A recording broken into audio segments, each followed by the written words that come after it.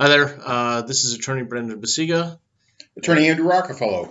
We are from the Basiga Law Firm. Today we're going to be talking about Social Security disability. That's Attorney Rockefeller's area of expertise. So take it away. Thank you. Lots of folks apply for disability as a means for trying to supplement the income as things get tighter from them from not working. Some important factors to keep in mind if you're applying for disability and you're heading into a hearing in front of an administrative law judge.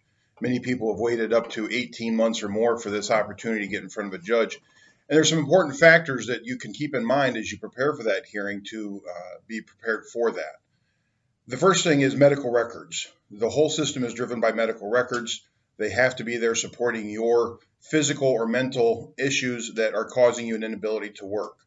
Now, sorry, Andrew, I just want to ask you, do they have to provide those documents to you, or are you able to get those from their medical provider? You can do it both ways. Either I can request those records from your medical provider, and we can work with them to get those copies into our office and then submit it into the Social Security through an electronic portal. It is easier if somebody can at least work with us to get those records. Sometimes records offices are not as responsive as we would like. So working with your attorney is very important to make sure those records are submitted, and they must be submitted 10 days prior to the hearing, or your judge may not review those records as a part of your hearing. Okay, thanks.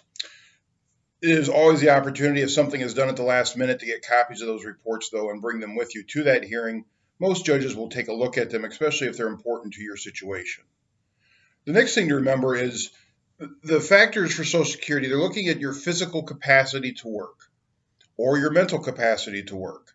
The physical capacity is going to be a lot more determinative just simply because it restricts your ability to lift objects, carry objects, use your hands and fingers, and things that you would use on a normal day-to-day routine in people's jobs. Don't give at the hearing your best day. The day that you go to the grocery store, the day that you go to your doctor's, the day that you make it out of the house. Give the statements as to how they would occur on a day-to-day basis. Say if you were having to go to work at the office or your factory for 8 hours a day for 5 days a week. We don't want to give the best day, giving the judge the idea that this is how you operate on a daily basis. So is it good for them to present sort of a schedule or an itinerary of things that they do on a normal day-to-day basis, or what would you suggest in that regard?